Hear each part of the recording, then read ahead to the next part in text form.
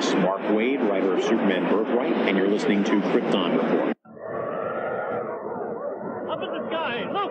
It's a bird! It's a plane! It's The Krypton Report.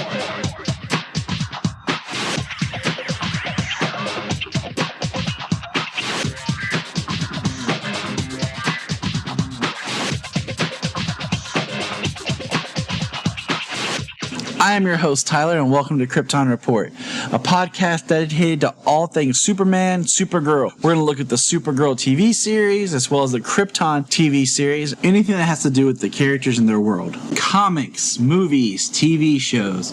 We will talk about everything and anything. We are part of the Southgate Media Group podcasting network. You can find us on Instagram, Twitter, Facebook at Krypton Report. You can also email us at kryptonreportpod@gmail.com. If you get a chance to go over to iTunes, Apple Podcast, please leave us a review to help us get better. You can find me personal at JTYPatrick on Twitter and everything else. Today on the Krypton Report, we will be discussing the Justice League trailer Heroes, as well as Justice League footage, I guess you could say. And I won't be doing this by myself. I have with me a voice that you're getting used to hearing here, Mr. James Cole. Welcome back, James. Hey, thanks for having me back. I'm excited. I'm excited to talk about Justice League. All right. So they released what they're calling the final trailer for Justice League last week. And we waited a week to do this because, as we're going to discuss, they've released 3 TV spots. And then an AT&T is releasing like one little video a week, highlighting each character. And this week's video was Aquaman. So we've got little snippets since the trailer, so you can tell the marketing machine is in full swing behind Justice League. And you know what? A lot of people are worried about this film. I'm going in. It's had a weird production. I'm going to push all that out of my head. And I'm going in just ready to enjoy seeing the Justice League on the screens. These characters that I've loved for so long, all up there together. Definitely, me as well. Everybody's going to have their opinions. People are going to be, for whatever reason, the way it seems DC gets the harder rap than anything else. But I'm going in completely wanting to see everything for myself, no matter what anybody says. I'm a fan of Zack Snyder, all of his films, and, Man of Steel, BVS, no different. And I'm sure Justice League is going to be great just for having all these characters on the big screen together for the first time. I like BVS. I can understand where there are things in it that I'm not a huge fan of. I would like to have seen things a little differently, but I can understand where some people didn't like it, and some people are just, their minds, they're just out there, like they're just on another planet. Yeah. But well, that's their opinion. I'm not going to hate on, I get where they're coming from. Do it. Well, you can't blame some of them with the theatrical version when it came out. I thoroughly enjoyed the theatrical version, and I saw almost all the beats that ended up in the Ultimate Edition, because they just kind of cut them out, but they still had them behind scenes. There are little things that I really loved in the Ultimate Edition.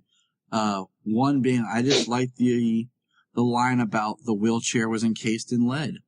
The bomb was encased in lead, and Clark wouldn't be able to see it, even if he had tried. People said, well, why didn't he see the bomb? And I was like, maybe it was lead. And then in the Ultimate Edition, boom, there it is. Yeah. And I'm like, so I get those little nitpicks and stuff. Also, the film was a weird setup because I tried to put way too much more. I've often said I would have liked the film to have been a 2-parter. Part 1 being Batman versus Superman, and then those two reconciling at the end, and then at the end of that part would be Lex Luthor basically deciding he's going to have to step up his game and it's revealed that he's been pulling the strings the whole time. And then part 2 would have been called like Dawn of Justice, where it would have been Wonder Woman would have been introduced. That's when we would have got the Doomsday fight. There would have been more of Batman and Superman pairing up. Like Superman coming to Batman like, I need your help. And Superman would die that way. So we got a chance to really breathe with these characters a little bit more. But, as Snyder has said and conceived it after Man of Steel was, his trilogy is a very odd look at trilogies. The Superman trilogy being Superman, BVS, and then Justice League being the third part. Yeah. So it's a very interesting kind of way to approach Superman's character and his story, is that the trilogy is like 3 different movies. To build him up to be the Superman. So I'm just like, I guess as excited I am for Justice League, I'm just more curious about what's next, because I do want a second Justice League film, because I want to see all 7 of them in full go. And not just like starting to form and everything that you have like in a first film. As well as we want our Man of Steel too. Okay? We want a Superman movie that's back to just being a Superman movie. So, but what we're going to talk about is we're going to, so far, what has your been impression with the trailer so far? We got that original Comic-Con footage from last year that had the White Stripes music in it. And then we got the official trailer, which is the one that started off with Bruce Wayne on the horse. Then we got the Comic-Con footage this year. So those 3, what has been your feeling and thoughts as you've experienced each one of those? Well, each one has definitely got me more excited than the last. I think they've picked the music well. The different music, the White Stripes, then come together. And now even in this last one, we got Heroes. Kind of a cover of David Bowie's Heroes, but still a very good one and an amazing song. Okay, I'm going to throw this out there real quick. What's interesting is, for the longest time, I didn't know that Heroes was a Bowie cover, because my friend was on the Godzilla soundtrack when the Wallflowers did it. That was my first introduction to the song as well. It was quite a few years before I found out that it was a cover by David Bowie. Yeah, I was like, wow, like that was just one of those things. Like, oh, okay, that's cool. It's just interesting, like the things you're exposed to and you don't realize, like Knocking on Heaven's Door. I didn't realize that Guns N' Roses had covered a Bob Dylan song for a while after, when I first heard it. Yeah. Things like that. So, and I think, like you were talking about the music with the trailers, I like the come together too. They finally released. Yeah. And I like it that it's like a remix, not so much a cover and stuff like that, because it helps you create the feel that you're going for instead of just using the regular song. So I've liked that. And on that note, I've heard people not like that they used a pop song in this trailer. And what it made me think back was when Joss Whedon, we know Whedon's involved, and this feels more like a Whedon-inspired trailer. Mm-hmm.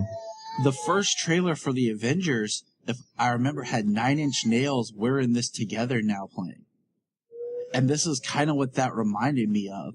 It's just that, like, a song that, it's shifting away more from, like, because we know that when they did the Come Together, Junkie XL had worked on the cover too, and since he was removed as composer, it kind of, I don't want to say softens, but it kind of does give a different tone to the footage of this trailer. So that's one thing that I've really thought about with the pop songs. Right. Yes, I would have liked to have heard some Danny Elfman score. We'll throw that out there right now. I'm very curious with what he's doing for the Justice League, I've been on record saying I'm happy that Junkie XL was removed. I feel like he makes good sound for when I'm watching a film, but for the most part, when I listen to a lot of his stuff on its own, like just putting in a CD or whatever, it just doesn't always translate the best. Like, okay. Not that it's bad, it's just I like a more classic composer.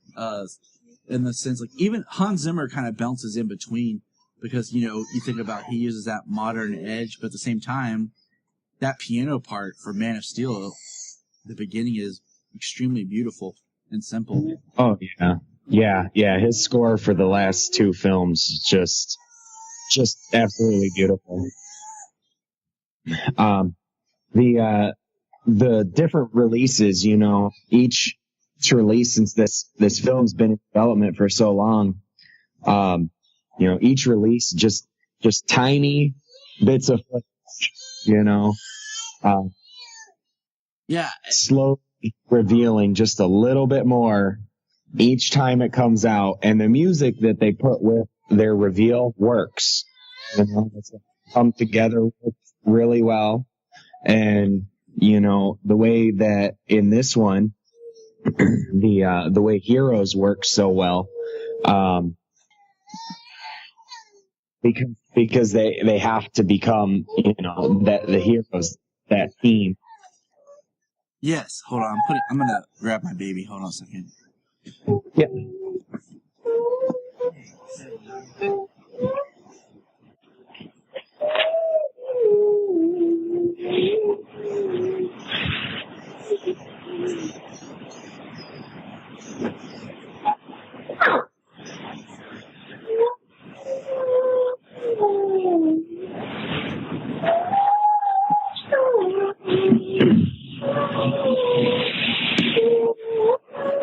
You're absolutely right. You know, one thing with this trailer and this style different than, I hate always saying and comparing with Marvel, was with Marvel, with each of them kind of having their solo film, you already have these established stories of them being heroic. And with this, it's like they're stepping up their game. Like, we don't know what Aquaman's been up to. We know he's been helping villagers. We know the Flash stopped a bank robbery and a convenience store getting robbed. We don't even know what Cyborg. Maybe he's not done much, you know? So this is like, there's a line in one of the trailers that says, each one of us has held back in some way. And that's what we're getting here. Now, I will say, before we get into the trailer breakdown, I was shocked by this trailer. The fact that we got more of the same, just kind of retooled. Hold on, buddy, turn around. You know, I was expecting maybe more of a trailer, a little bit more about the story. That was going to touch on a little bit more with Steppenwolf. I hope to see Steppenwolf's face. It was like a straight up shot, so we get more of an idea of him. But once again, this trailer, you know, kind of pulled back and just it showed us some new footage, but it also showed us just like the same scenes, but a little bit different of where those scenes take place, which is fine. I'm not against it. Yeah. And some extra. Oh, absolutely, 100%. You know, they've showed a lot of the same stuff. You know, they threw some little bits in there that will be some story points. But some of the new stuff they added in there was some character interactions. Some of the team members talking to each other. And that's what we need. I mean, that's what we need to see. Like, we need to see how these characters and people, their personalities work. Because that's that's the big selling point, is them coming together and working. And we got, I had mentioned this to you kind of off-site. It was like, we know that Bruce got some sort of vision about Darkseid and about something dark coming. And then we had Luthor's little speech at the end of BVS. And I had said to you, like, do you think because at that time, Bruce Wayne was a good man in a dark place, kind of going, for lack of a better term, to the dark side, that's how he was able to see that? Or is it because the Flash was screwing up with time when he ran back, that Bruce got his vision? Yeah, those are definitely those are definitely interesting thoughts. I'm very curious to see where they go with it, because some of those things that did seem more or less out of place to some, and I mean, yeah, they were out of place a little bit, but as a story beat, and I knew that they wanted that it was building towards more, that. And it's not traditional storytelling to put those out there and then just let them hang until the future installments actually dive in and explain what they're about. And I was watching BVS, a little offshoot with Solo and stuff, and I was looking in the background to think, wouldn't it be something if maybe one of the characters that was in there gets to be revealed to be like Desaad or Godfrey or even, one of the minions of Darkseid that like came first undercover to prepare the world for invasion, and then Darkseid sends Steppenwolf to clean up anything else. But that's me thinking. Yeah, well, kind of along the lines of Darkseid, the invasion. From the trailer, there's some real interesting beats there. They've got obviously Robin Wright is back as Antiope, which is so interesting. Like thinking about when did this battle take place with the Amazons, and why is it that just thinking about the lore that we learned about of the Amazons in Wonder Woman. Yeah. Yeah, I think in Wonder Woman, a lot of that lore, it kind of just feeds into Greek mythology. A lot of it is stories. I feel that that's what they are. Is a lot of them are stories. Like they live through certain things, like that invasion that they've shown bits and pieces of, since different Comic-Con trailers. But that war with the Amazons and, they said that the Atlanteans were involved and man was involved at the time. So it's that's kind of like what that epic prologue, like Lord of the Rings style, that, right. In that original Comic-Con trailer, we saw like what looked like King or something bearing what we can only assume is a mother box. Because there's supposed to be 3 mother boxes. Atlantis has one, Mankind has one, and then the Amazons have one. And I got thinking about this as I was watching Wonder Woman, was with the death of Ares, okay, even with Diana still being there, because she's kind of like, we'll say like a hidden pseudo god. With the death of Ares, in a sense, it's like the old gods are dead, and now the new gods can take over. Like, right, kind of leaves it makes me wonder. Leaves an opening for the new gods. Like, what if we saw, like in the flashback battle, like what if we saw like the actual Greek gods take part in it, and that's part of what that would drive them away. Be crazy. And then, like I said, that's what kind of like, oh, well, Ares died. He was the last of the gods. And then now there's no Superman anymore, who is kind of like a new god in a sense. I hate using the term new god just because that's such a stigma on like Darkseid and all of them being the new gods. And Right. Well, I mean, with their story, when Jack Kirby wrote that long time ago, it was Darkseid's sisters who were the old gods, and then when they, took over, they became the new gods. So, long story short. Yeah, very long story. The idea is once Superman was dead, in their eyes, that newer god that had established was gone. Now there's nothing, because like in the trailer it says no Kryptonian, no Lantern. Now there's not as they see it, there's no force to oppose them.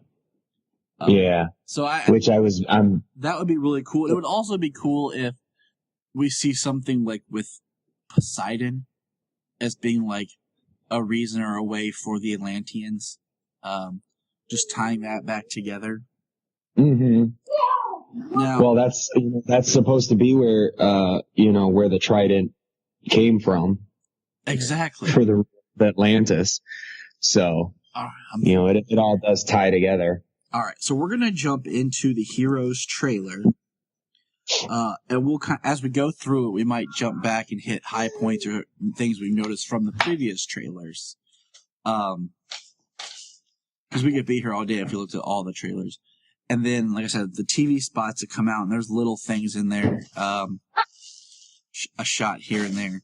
So, I've seen this trailer like a gazillion times, literally, because like I have a video file on my computer here where I've just ripped every trailer and have like 20 minutes of Justice League footage, just sitting. Nice. Sure, it's all the same, a lot of same clips and stuff over and over, but it's just sitting here as one long trailer to view.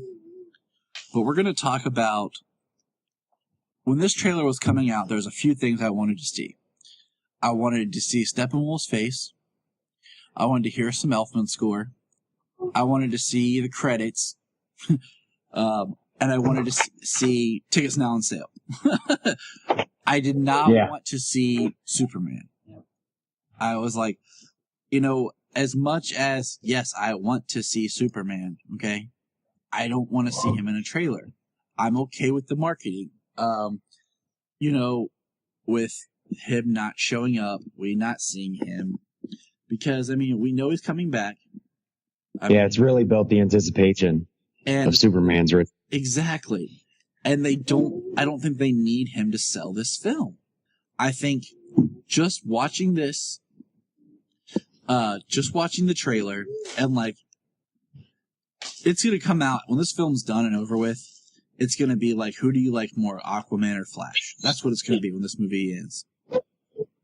That pretty much seems that way. That's what it's going to be. And that's cool because I've always liked Aquaman, and I love what they're doing with him. And not to get too far ahead, but the reason why we brought this up is one of the greatest shots, period, is the opening of this trailer. And it kicks in at its lowest lane, walking outside. And I'm just going to watch it here for a second. Here, we'll take a moment. I got my volume turned down. But she walks outside, and she just there's someone standing in the cornfield. And she looks, and you hear that music kick in. And there's Clark, standing there. Sun's coming up. Just in the cornfield. He tells her.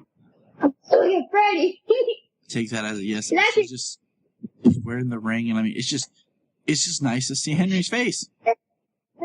Yeah, I love how they showed Superman without showing Superman. They showed a bit of Clark, and then moved on from him. He's the third, I always say, that's him as the person.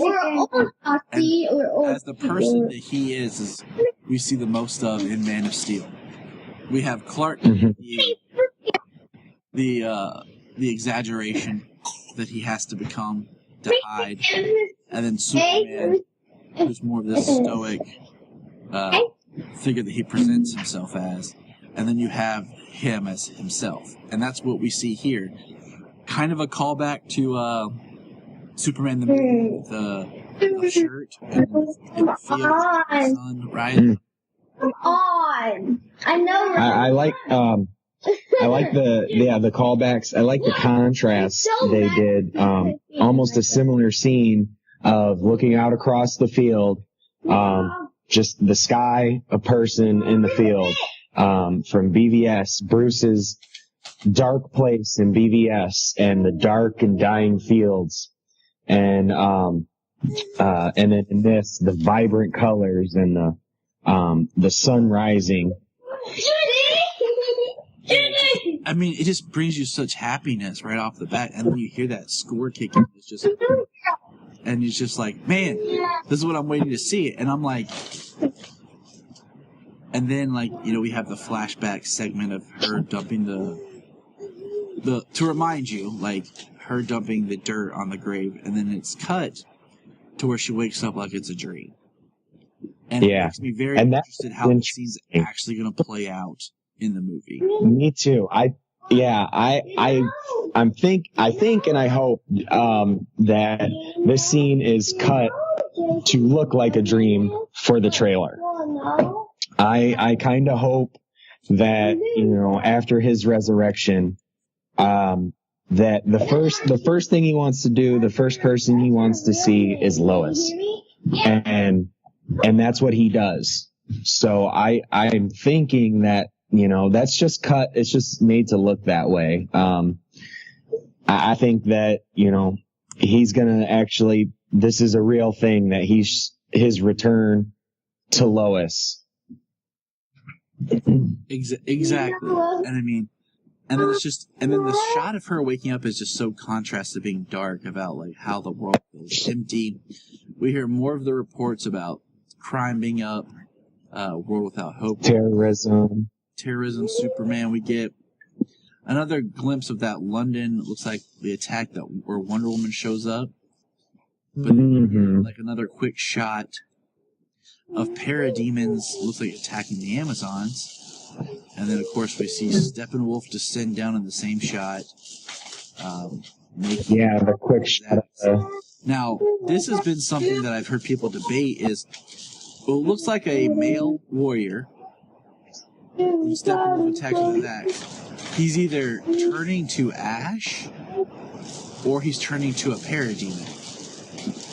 Because like we saw in Justice League War, they take prisoners of the planets that they're on and turn them to parademons. So it makes me, I'm kind of curious about that. I hope there's more to the process of becoming a parademon than just, you know, that wolf's axe on the ground. That's right. Problematic.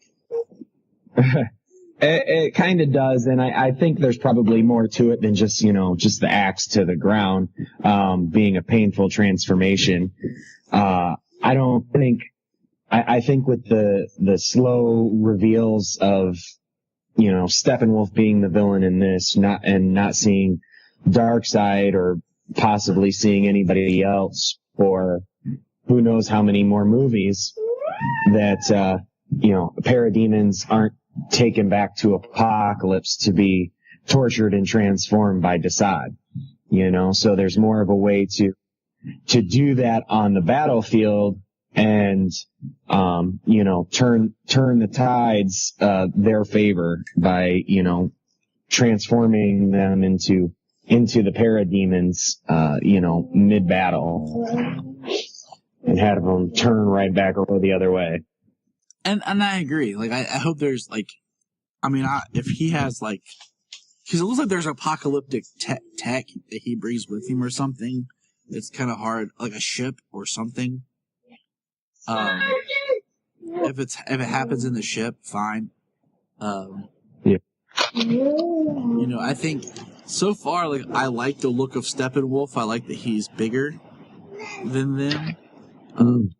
It's also kind of getting a little on my nerves, just a little, that the big bads get to be like these.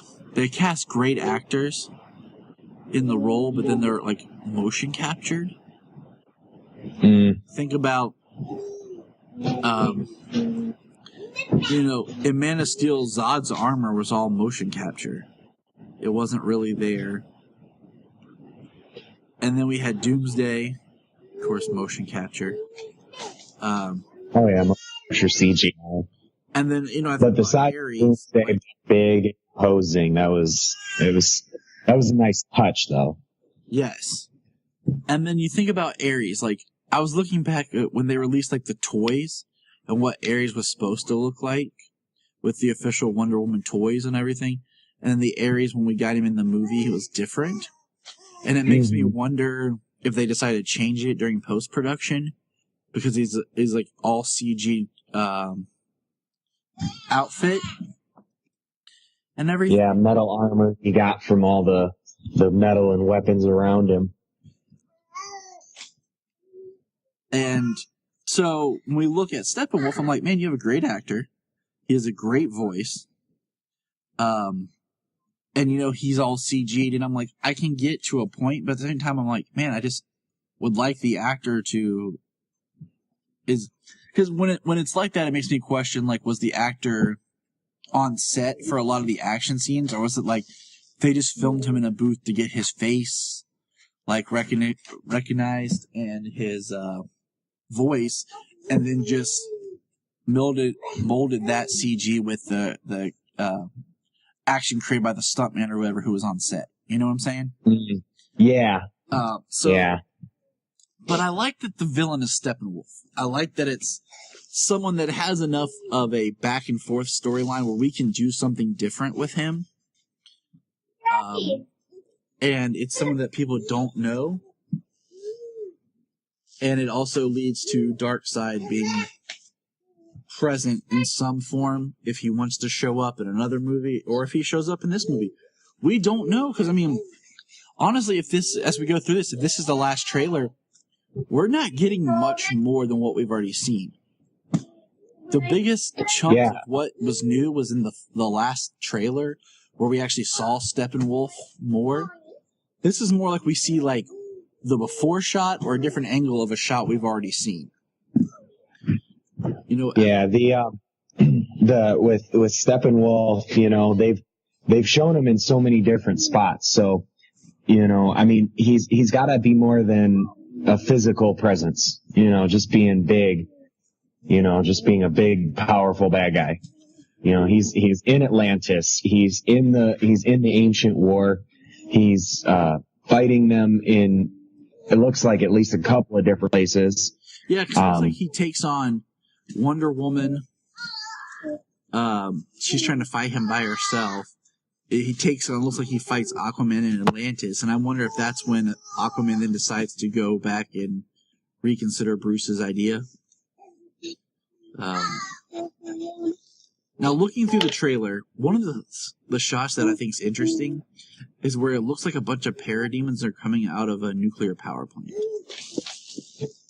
I'm on that shot here as well. I wanted to talk about that. Because, I mean, you have this little girl who, the way it's designed here, she's looking out the window and it cuts, and it's like parademons coming out of this nuclear plant. And I'm like, it looks almost like just bugs infesting. Mm-hmm. Well, from the shot of Bruce sitting in the chair, with Diana standing up to his right and he's talking, on the screens behind are actually some famous shots of locales in Chernobyl. So it seems as though that the apocalypse invasion has been on and off for centuries. You know, that they might be turning the events of Chernobyl into having some sort of association with the with apocalypse invading. That could have been where the humans' mother box was located, and when they built it or dug it up or whatever, you know, it released radiation. Now we get the same shot of Jim Gordon flipping the bat signal. And then we get that shot that we had before of Batman on the roof looking at the signal. Only this time, they've added in the Batwing. This is one of those shots that's been altered because the bat wing has been added. Yeah. And I'm like, that's interesting to me. Is like, what changed or what made him want to do that compared to before? When it was just kind of him Right. there. Yeah, because, I mean, still the iconic shot that they had before of him just on the rooftop looking up at the bat signal, just an iconic shot. But, yeah, like, it's changed. The bat wing comes in. Like, where does it lead? And then the next big shot, and that's when the hero song really, you get to really hear what it is. Because that's when you hear the vocals kick in. And the next shot is good old Aquaman. And that's right, Aquaman. Underwater. Like, and that's straight up a new shot.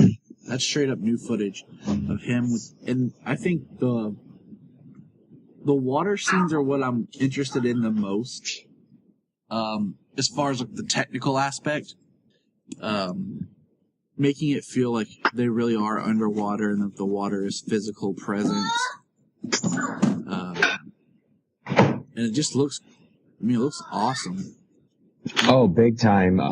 They've done a lot of shooting underwater for a lot of different films and stuff, but then, they go down, they get their breather, they shoot it underwater, then they have to give them oxygen, go back up. It's a whole big process, but the entirety of the entire scene, everybody around, like, they've got to, speak, communicate, move. The technical aspects of creating Atlantis is just going to be, I'm sure that was incredibly challenging to bring that to the screen. It makes me wonder, like, there's a thing, like, they use, like, when they're making movies, like, dried away, like, or they'll use, like, green screens and fans and, like, motion to give you, like, the impression, and they'll add effects to make it look like they're underwater.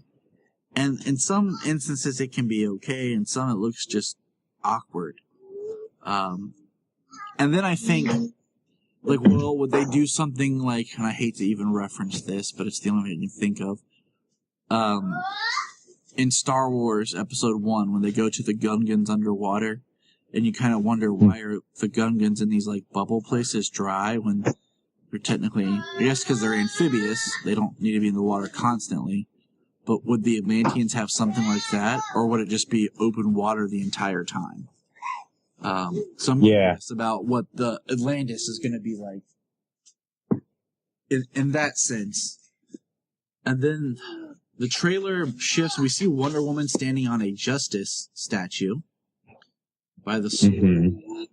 Just epic. These are all, like, I guess you could say all the character moments real quick. Like, we can be heroes. We see Batman, then Aquaman, then Wonder Woman, then Cyborg chilling in his hoodie at his house, pulling up something like with his, like a map, it looks like. And then it cuts to a very bright, which I like, shot of the Flash smiling. Mm-hmm. And then we get the shot of Aquaman in what I can only assume is like some extremely cold water. I would assume. Because I know they filmed it in Iceland. Yeah. And he has a line about, have you ever heard the strongest man is strongest alone? And we get the Bruce Wayne, that's not how that saying goes line. Which is hilarious. That's the exact opposite of the saying. Yeah, that's the exact opposite of anything. And yeah, along with that, that Bruce line, like they're going for the Justice League Unlimited animated series where Batman's funny beats come from his sarcasm. Yes. Come from something other than trying to be funny, trying to throw in quips. So, and not to jump ahead, but it's even that same way at the end of the trailer when we get there. It's from that same place. Yeah. The humor. It comes from, yeah, exactly. I highly recommend anybody listening who hasn't seen, try to check out some episodes of Justice League, the animated series, before this. It is probably the best cartoon ever. all the characters. And since you brought that up, I really think that this Aquaman is going to be a nice blend of the Aquaman from the Justice League animated series, along with the Aquaman from Brave and the Bold. I kind of see it like, at first, he's going to be like the animated series Aquaman, very kind of strong, I don't need anyone. And then I think, based on some of the scenes where it looks like he's having fun with them fighting, and enjoying the people that he's with.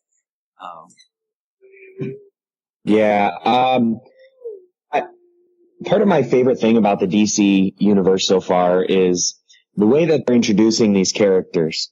Jason Momoa this week has come out and said that some people might not like or enjoy his interpretation of Aquaman because he's not the king of Atlantis, that his story arc is not going to be fulfilled until the end of the Aquaman movie. Which is great. And I like how DC is just kind of like getting these characters in, and even if they're in this ensemble piece first and then they get their movie later, there's still more story to tell, and they're still on their hero's journey. They're not just they put on the suit and they're like the greatest heroes in the world. Exactly. There's an emotional resonance to their development. Exactly. And I'm completely okay with letting him, like, we meet Aquaman and then it filters into maybe the Aquaman film. Now, moving forward with the trailer, the next shot we get is the Batmobile. And this is where some of the new effects are. The sky is extremely red. And now I'm starting to wonder if this is Chernobyl, where they are.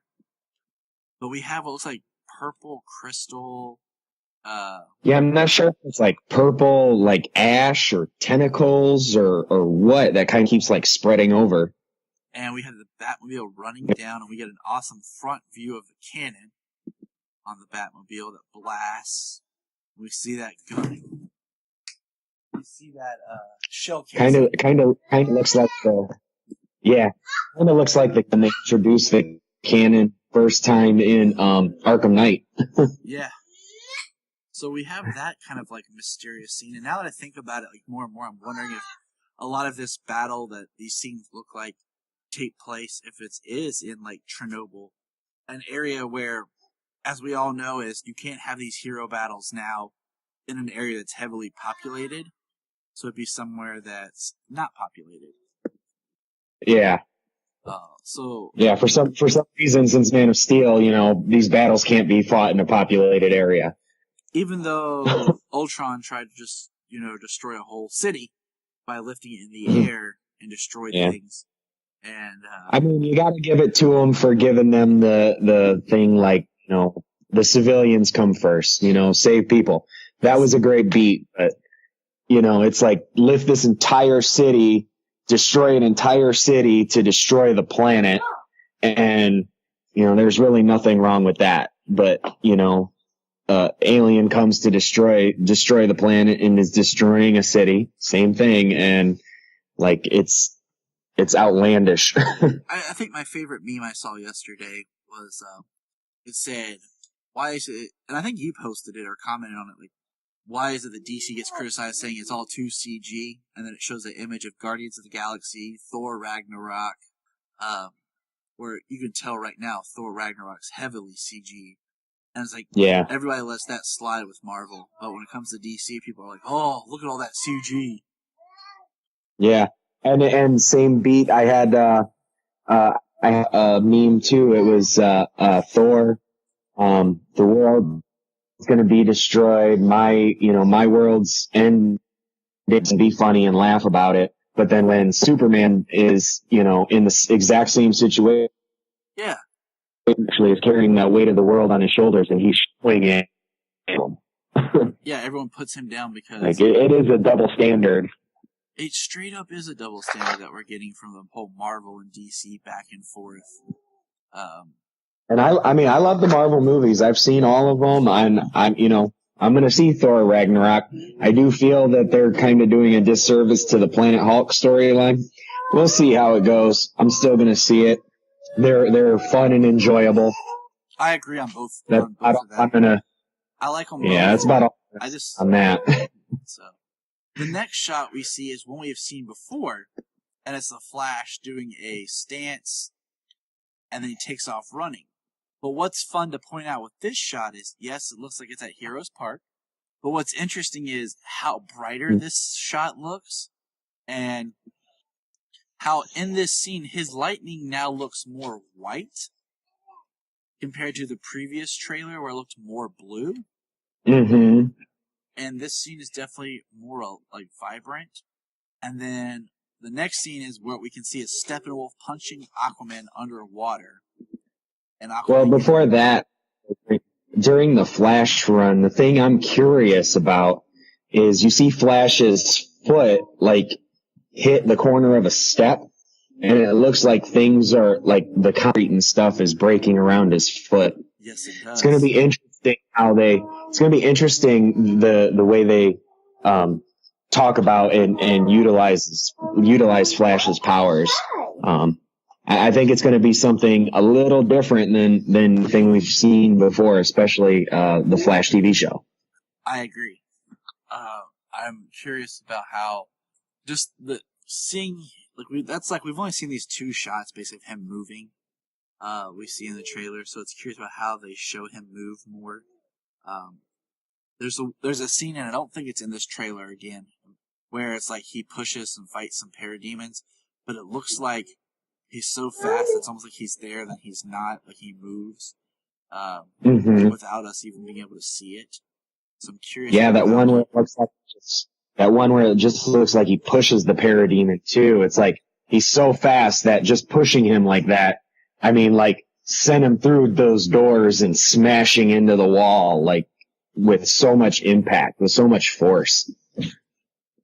And there's a flash shot later in this trailer. I can't wait to discuss. So we see Aquaman get thrown, fighting Steppenwolf, and then Steppenwolf and Aquaman crash into some sort of structure. So we are going to get a good scene. It looks like in Atlantis. Mm-hmm. Cyborg screaming. It looks like he's on board of an apocalyptic vessel. We have a very sad-looking Wonder Woman face. She leaps into battle, fighting Steppenwolf herself, with parademons around. So this is like the part of the trailer where it's showing us like how each. And I mean, if you slow it down, you can kind of see Steppenwolf's face. But I'm more curious. Like I want to see a full-on good shot of his face. But this is like the scene that shows us each one of them is fighting him, and they're not doing so well. Yeah. We see a police officer getting out of her car and looking up. We see that very interesting shot again of Bruce looking at what looks like a holographic image of Superman that some people are trying to say is Supergirl. We're not even Looks pretty.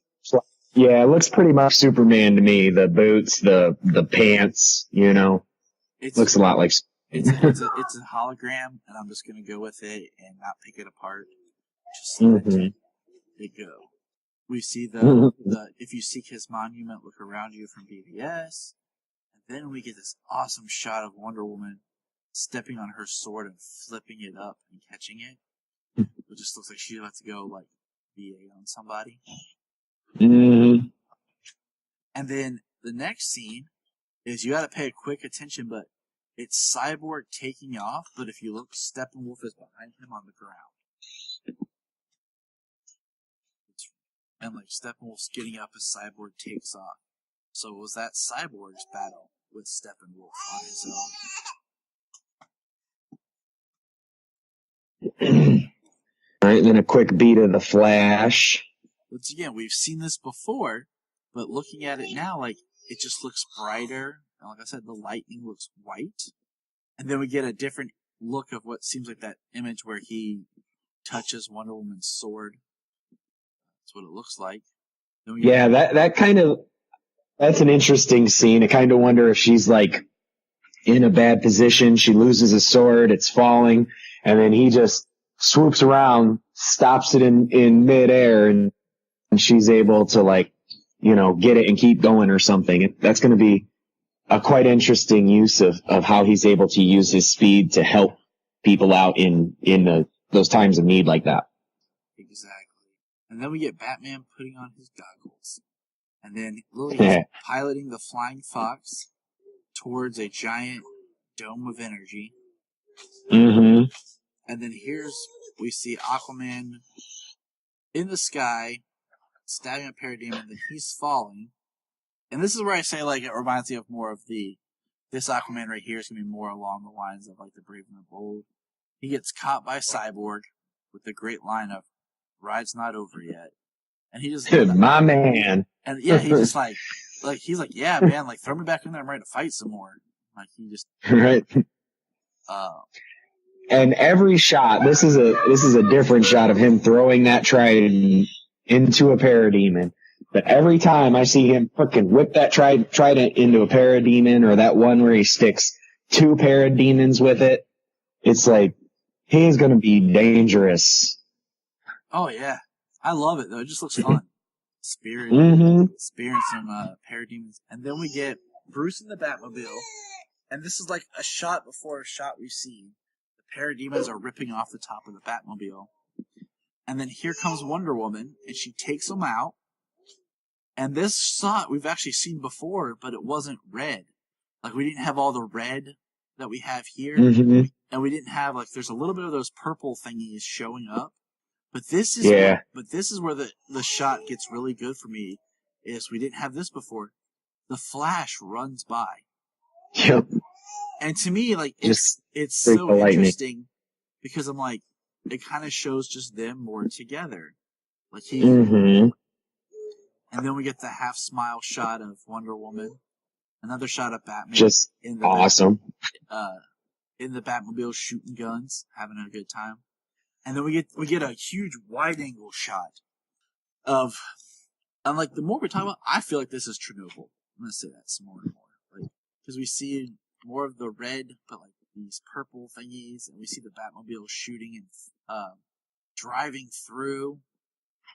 And it's all red. And then we get blowing up buildings, the scene with the tower crashing over and stuff. Like, lots of, like, property damage.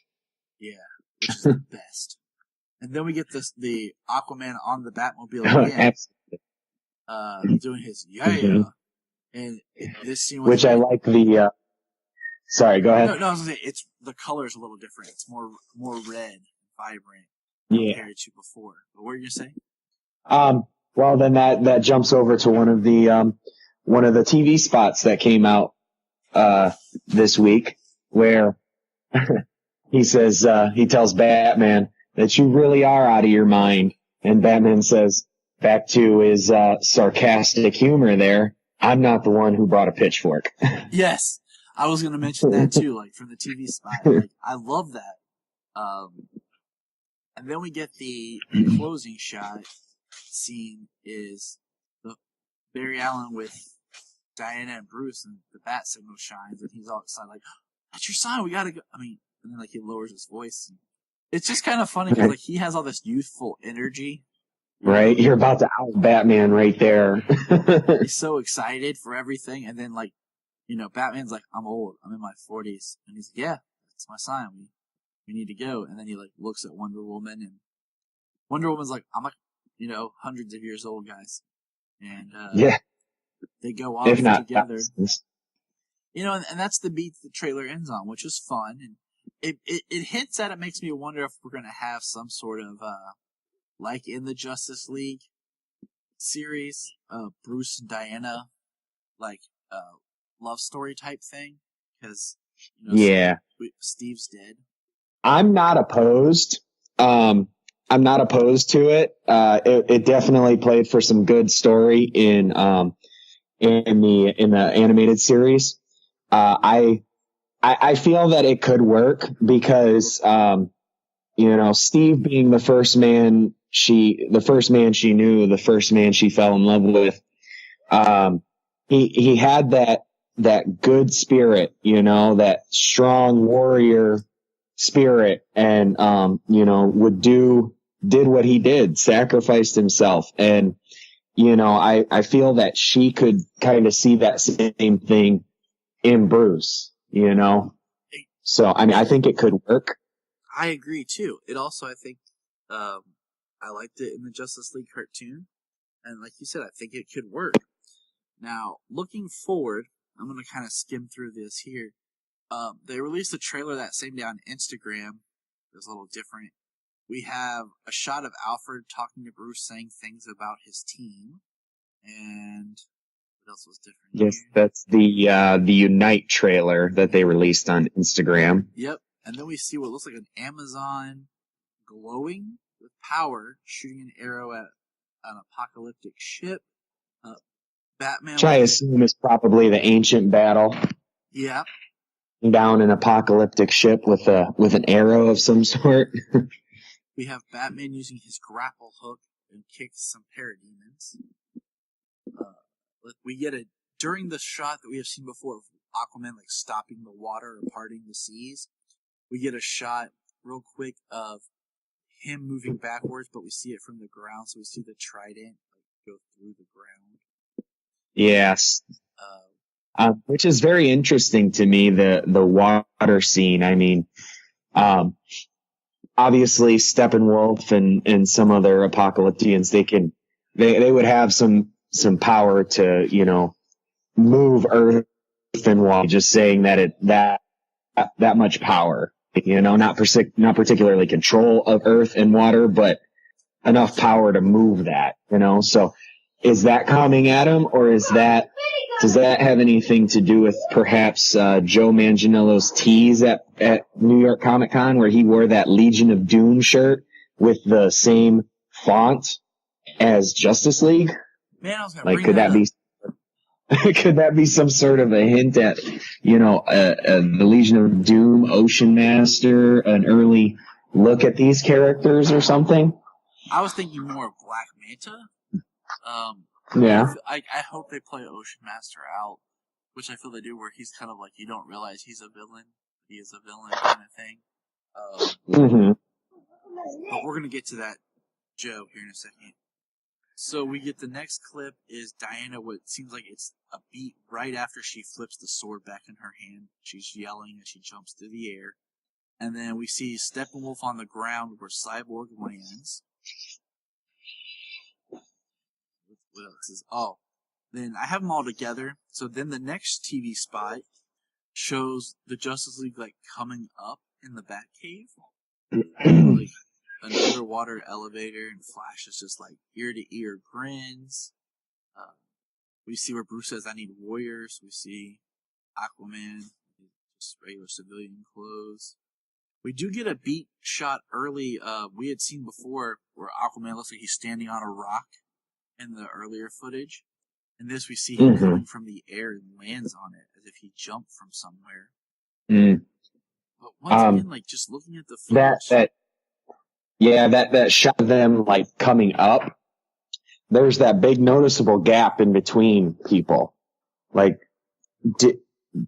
have they digitally removed Superman from maybe one or two little shots? It's not like that hasn't been done before, you know, digitally removing aspects from a trailer just to keep something hidden so that when you see it in the film, it's there. Yep. I was going to say that because I read that and I got thinking about that because I feel like there might be some of that in the new Star Wars trailer, but that's a whole other conversation. But yeah, I wonder if there's some scenes where, and just the way this is, like, watching the footage, like, just, we're seeing the same footage, just maybe a little, a beat before, a beat after. It seems like a whole bunch of this movie is still, like, hidden to us. You know, we see it, we get a scene here where one of the robbers in that opening Wonder Woman shot hits her on the back of the head with a gun, and she just turns around, and we see that Alfred's monitoring her, which is a kind of a really cool reveal. Yeah. Because I always thought, I like that. You know, it seemed like he went through. I like that Alfred saying right there. Doesn't seem like he thought that went through. Like, try and hit her in the head with a gun. Like, you messed up, dude. Exactly. Because I thought, what if, like, You know when Wonder Woman ends, like she's going off to stop something in London, I thought, what if like that was the scene, that opens up Justice League? I thought the exact same thing. But I kind of question it now with the whole Alfred monitoring her thing. But I mean, it's still possible. Oh, absolutely. I mean, how much? I mean, if they're getting more comic book accurate, how much did Batman monitor and study everybody that he learned about? No, God. He investigated everybody. I mean, that's where Justice League Doom and where that storyline came from. I believe it's Tower of Babel or something. Where he's planned for these things. He's studied and investigated, and it'd be really nice to have that side of Bruce in the films. Well, based on, I feel like he studied everybody before he approaches them to kind of get an idea of who they are, what they are. And so moving to the next TV spot, which I cannot remember what it's named. Are you talking about the Friends one? Maybe? Yeah, it is, because it opens up with the I need friends line from. Yeah. Because we have this glorious shot of Wonder Woman, Aquaman, the Flash, and Cyborg standing together while like there's just this red sky. This is a nice side view shot. And then in this TV spot is where we do see the scene of the Flash fighting the Parademon. We get a shot of Cyborg holding the mother box. Let's see what else is different here. We said some of this is the one that has the "You are crazy, I didn't bring a pitchfork" dialogue. And then I think that's like all the newest footage that we've gotten. There's one shot in one of these TV spots where you see what looks like a giant ship from Apocalypse dropping like fire. It looks like it's during the ancient battle. Right. The end of this TV spot, the Justice League Friends TV spot, that gets me the most makes me the most curious is at the end, there's a scene of Batman crouched down on the corner of a building or something, and he's overlooking what I assume it looks absolutely like Memorial Park, and it looks like the scout ship installation. Yes. Like he's going to break in and do something. Exactly. And like, what does he want? What's he going there for? The only thing I can think of is we need Superman. Well, It brought Zod to created Doomsday. There is that line where he says the world needs Superman. Mm-hmm. And so it makes me wonder like what he's willing to do. Now, like I said, there's a really cool thing that's going on. AT&T each week is doing a Hero of the Week. Aquaman was this past week's, and it's just some scenes that we've already seen, but it's Momoa talking about it, and I'm just going to point out one shot in it that's really cool, that's new, is there's a scene where you're watching, it's Wonder Woman, Batman, and the Flash, and what looks like the three of them showing up to talk to Gordon, because Batman's starting to stand up as if he just leaped down, and the Flash comes running into the frame. It's just kind of neat to see. I look forward to seeing who we get this week. I wonder if it'll be the Flash or Cyborg, just because I feel like those are three characters that they're trying to introduce us to. More so. Yeah, I think they're going to be a good introduction, and I think those three are going to be the standout characters of the movie. So that and during the Aquaman, there's that shot of me swimming. Yes. Like they've got the look of kind of moving around in Atlantis. She's swimming and then just swoops up and stops. It's not like they have full control of everything and every motion they have underneath the water. So that's all the footage that's been released new since the Heroes trailer. That we've kind of broke down and looked at and speculated on. Something else I wonder if Heroes Park, if something, we get the Hall of Justice. I don't know, like just that area, if that's where they build the Hall of Justice. That just came to me yesterday as I was thinking about stuff. Like that'd be really cool to see. They have so much. They really have so much to go, so much to use, backwards, forwards. They can do a lot of different stuff moving forward, especially as, you know, this movie is the rise out of darkness. You know, that's what Zack Snyder's trilogy's been about.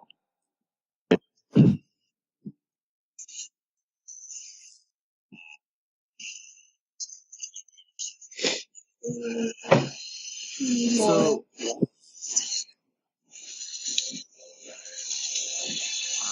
yeah, I can't wait for the rest of these individual features. Plus, it has one of the earliest screenshots we got was the team after the door opens and there's all the smoke. And we've always seen the shot, just the door opens, but actually in that Aquaman trailer, you actually get the door opens and they're all walking out. You actually get to see that scene in motion a little bit. yes. Instead of just one shot. And it just makes all the difference. Plus that DC logo with the green and the orange. Awesome. Now, back to real quick, while we have a moment here. Are you hoping that we do still get some sort of scene or tease or shot of Deathstroke in this movie? Well, I do. I think Joe Manganiello is going to be excellent in the role. And, the screen test that they did, the suit, the mask, everything, I mean, it looked amazing. And I'm actually looking at that footage right now. Because so much has gone on with changes in production as far as the Batman, where that goes from, he had that shirt on, and it just makes me really hope that he does get, because they had speculated him appearing in Justice League, and I'm like, I hope he does somewhere, I hope we do get him appearing in Justice League at some point, and like just looking at these trailers, like watching all of them together and everything, it makes me just, like I said, like I feel like there's a whole chunk of the movie we're not even seeing. Yeah. I feel like, I think there's so much still hidden. There's the conflicting reports now since I guess the early fan screenings. Some people they had said that some people are cut out of the movie, and then there's other conflicting reports saying that these people they said were cut out of the movie aren't cut out of the movie. Did people see different cuts of the film? Do they see cuts of the film, or are they just not paying attention? I don't know. Like, it's just one of those things that makes me kind of question. Because I don't care, like, Iris West is cut out. It's fine. I don't care. I hope they didn't cut out Billy Crudup. Like, I think that's important for his quick scene that we saw in an earlier preview. Mm-hmm. I like how all the Watchmen actors are appearing as the parents of characters. Just throwing that out there. Yeah. I think Jackie Earle Haley should be Scarecrow, and I think Matthew Good would be an awesome Eobard Thawne. Just throwing those out there so we can round out our Watchmen cast. That's excellent. And, the whole Lex Luthor getting cut out, you know what? I don't know what kind of role he played, but I would have loved to have seen a scene of Lex Luthor sitting in Arkham, and maybe just a shot of, like, a hallway and a couple Batman villains in their cells. Mm-hmm. And then even if it's Luthor just sitting in his cell, and he's shouting, he's coming or he's here, sensing the coming of Darkseid. Well, you could also think about, Deathstroke's mercenary, and if that tease of Legion of Doom has anything, there's got to be some kind of financial backing. And Lex Luthor was a big part of the Legion of Doom. I mean, way back, Super Friends and everything. So Hey, he could easily be pulling more strings. Exactly. Now, we're going to have to put a pin in it right here with our Justice League thought because I have a bigger task at hand. I must go be Super Daddy. The little ones call it's about time for their NAPs. So, thank you, James, for being back on the show and discussing Justice League. We know we'll have more talk as we get more footage, more reports, and the movie comes out. So definitely have to have you back for the Justice League review. Figured that's going to be probably another 2 episodes. Me and I'll probably do a immediate reaction episode where we talk about it after first seeing it, and then another episode as we kind of think about it and see it multiple times. So, right. All right, buddy. I'll Sounds give you chocolate milk. So, all right, man. Well, thank you. Take care. You as well. And remember, look up in the sky for Superman.